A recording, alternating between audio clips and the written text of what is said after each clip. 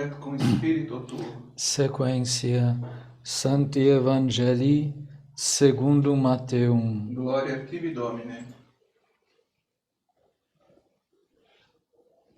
Naquele tempo, disse Jesus aos seus discípulos: guardai-vos dos falsos profetas. Eles vêm a vós com vestes de ovelhas, mas por dentro são lobos arrebatadores. Pelos seus frutos os conhecereis. Colhem-se porventura uvas dos espinhos e figos dos abrolhos. Toda árvore boa dá bons frutos, toda árvore má dá maus frutos. Uma árvore boa não pode dar maus frutos, nem uma árvore má bons frutos. Toda árvore que não der bons frutos será cortada e lançada ao fogo. Pelos seus frutos as conhecereis.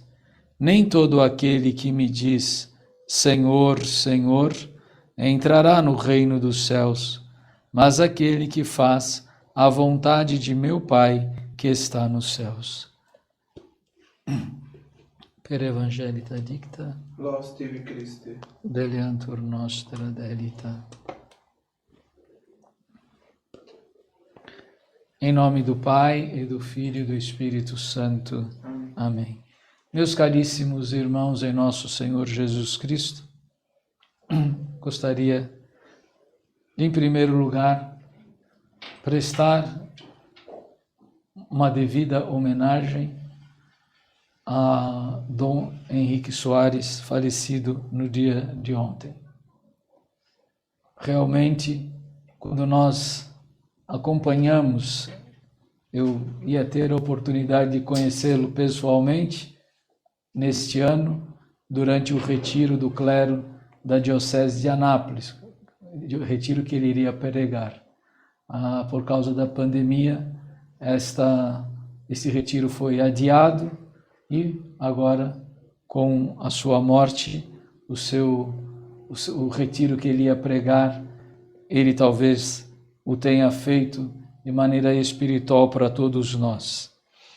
E ouvindo então algumas das suas mensagens publicadas na internet, não é? Algumas pregações, a gente podia, e também pela sua vida, pelo modo, pelas coisas particulares que aconteceram na sua vida, podemos verdadeiramente dizer que ele, não é, era justamente o contrário daquilo que nosso Senhor falou aqui nesta parábola sobre os falsos profetas. Verdadeiramente, ele era o oposto disso que nosso Senhor falou. Ele guardou muito bem as suas ovelhas, porque verdadeiramente era pastor das ovelhas e deu a sua vida em favor das ovelhas, oferecendo a sua vida pela salvação das almas. Muito bonito, já é um fato que ontem ficou ainda mais marcante sobre a vida, um relato da vida dele, que ele foi chamado pelo núncio, que o anunciou, não é, que ele tinha sido escolhido pelo Papa para ser bispo, isso há 9 anos atrás, e quando ele voltou para a sua cidade, onde ele era o pároco, no dia seguinte, não é, ele foi assaltado, a mão armada, o seu carro foi quase que metralhado e os bandidos praticamente o sequestraram e falaram que iam dar fim à vida dele. E ele estava lá de batina, tudo, então ele só falou, por favor, poupem a minha vida, porque eu tenho uma missão a ser cumprida. E os assassinos, os bandidos, né, que já tinham batido bastante nele, ele estava bastante machucado já, se impressionaram com aquilo e o abandonaram e o deixaram e pouparam-lhe a vida. E aí talvez para mim fica assim ficou muito marcante esse episódio, que eu confesso que eu não conhecia da vida dele, e daí eu entendi um pouco porque assim as suas pregações eram tão veementes e ao mesmo tempo como que alguém que tinha pressa em falar tudo, como que se soubesse que o tempo de sua vida iria ser curto. E tem mensagens profundíssimas para os sacerdotes, para os seminaristas, no que diz respeito à liturgia da igreja, à vida católica no meio deste mundo de confusão, que agora, com o seu falecimento, não é? Com certeza deveriam ser revisados, novamente ouvidos por todos aqueles que já tinham ouvido, e eu convido a todos os que ainda não ouviram que procurassem nos canais da internet. Existem dezenas, para não dizer centenas, de mensagens deixadas por ele, e que com o sacrifício, o sacrifício da sua morte possa ser acolhido por Deus em favor da conversão, salvação e santificação de todo o clero. Nosso Senhor, ao pregar, tinha alguns estilos próprios, a gente fala, modos de pregar. O pregador, às vezes, ele tem, dependendo do que ele vai falar, ele deve falar com uma voz mais calma, mais pacífica. Outras vezes ele precisa dar uma sacudida e, ao menos uma vez, Nosso Senhor agiu até com aspereza, quando no templo, não é, derrubou, expulsou os vendilhões do templo, não é? E derrubando as suas barracas, agiu mesmo com violência. Não é? E eu me lembro, e faço questão de recordar, que também na minha juventude, quando tínhamos aula de religião, e o professor de religião falava de alguns assuntos que precisava de fato dessa veemência, a gente terminava a aula e os moleques, né, rapaz, meninos de 13, 14 anos, puxa, o professor hoje deu umas pauladas na cabeça da gente, hein? E a gente saía depois, é verdade que a gente saía lá sem falar muito, quando as aulas eram dessas de pauladas, a gente em geral saía quieto, refletindo nas coisas. E eu diria que as leituras de hoje, a igreja exige que o sacerdote, não é? Ou Jesus Cristo, através do sacerdote, porque não é palavra minha, não fui eu que escrevi, não é? A reflexão está inspirada no que está escrito, não resta dúvida que seja o Evangelho, seja a carta de São Paulo, dão uma paulada na cabeça dos fiéis. Põe os fiéis a pensar. Na primeira, na carta de São Paulo aos Romanos, São Paulo fez questão de recordar o passado. O passado dos fiéis. Vocês lembram quando viviam na impureza? Vai dizer São Paulo. Ele falou, eu vou falar com a linguagem própria da fraqueza da carne.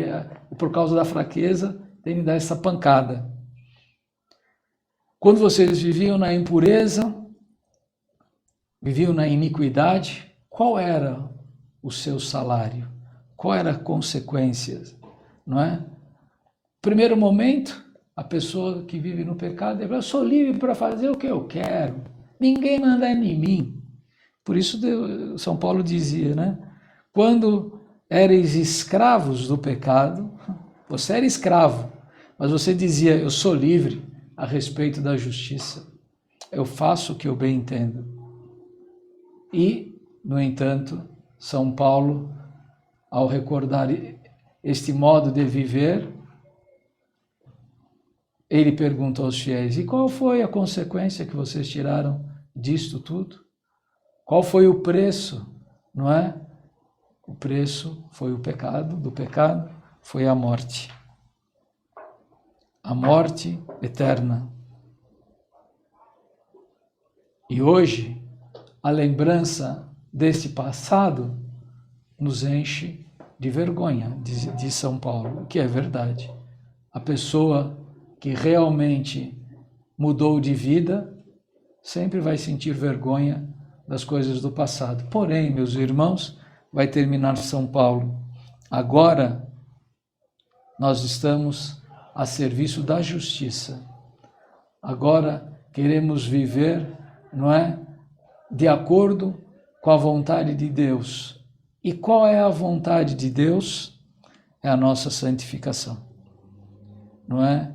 E por isso devemos, uma vez livres do pecado, nos tornamos livres do demônio, não somos mais escravos do demônio, mas nos colocamos amorosamente nas mãos de Deus, como Nossa Senhora, e dizemos: eis aqui o vosso servo, faça-se em mim segundo a vossa palavra, não me leve pelo caminho da santidade.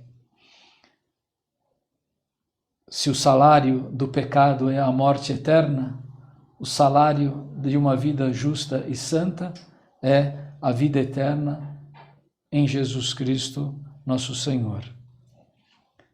É uma paulada que nos ajuda a perceber que nós não devemos nos deixar abalar por nada neste mundo, a não ser pela vergonha dos pecados passados.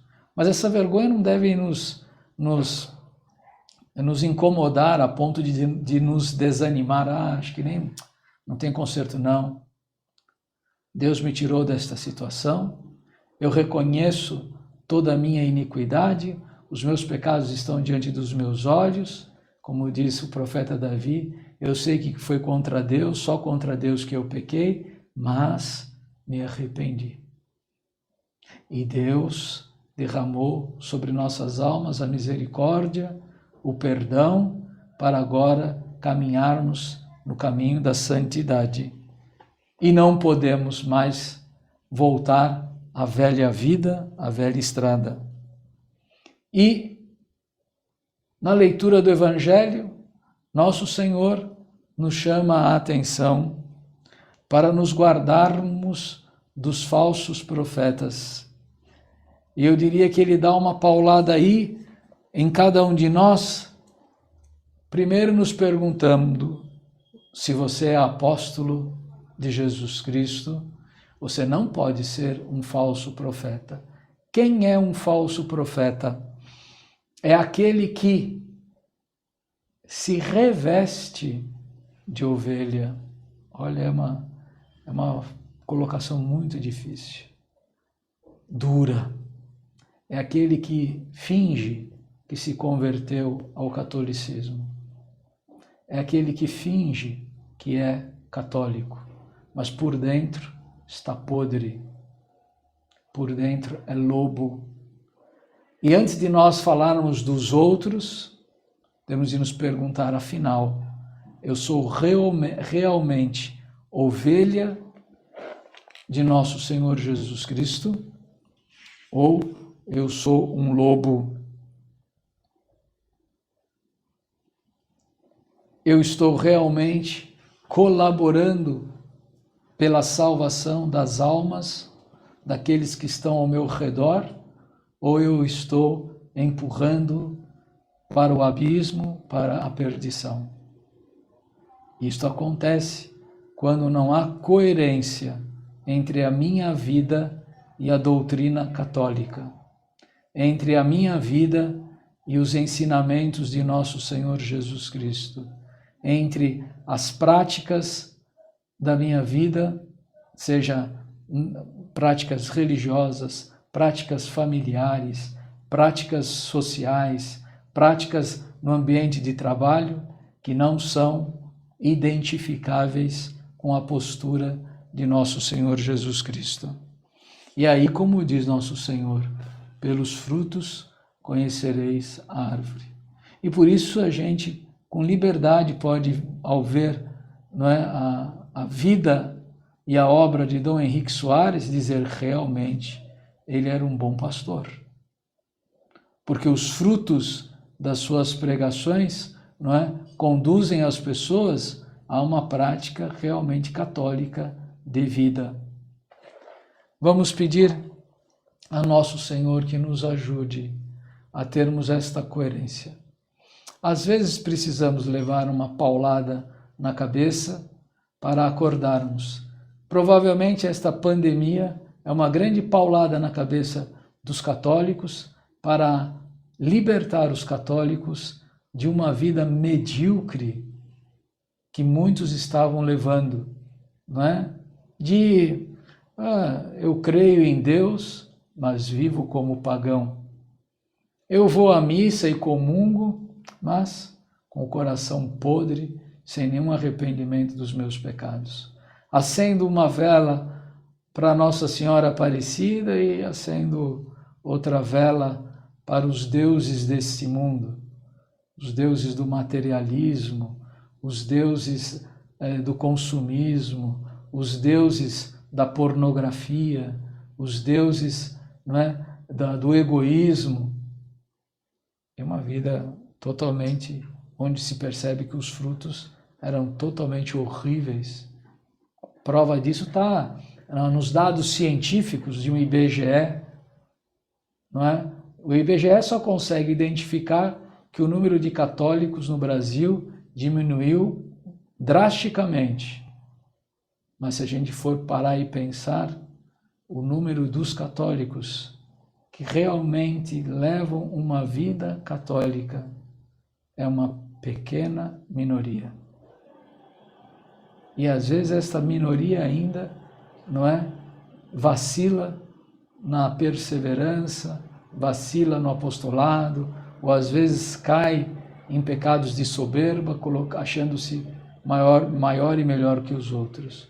Vamos pedir a nosso Senhor que esta paulada que Ele nos deu neste domingo, e este sacrifício que Ele recebeu no dia de ontem à noite, o sacrifício da vida de Dom Henrique Soares, nos seja uma grande oportunidade de uma sincera e verdadeira conversão. Em nome do Pai, e do Filho e do Espírito Santo. Amém.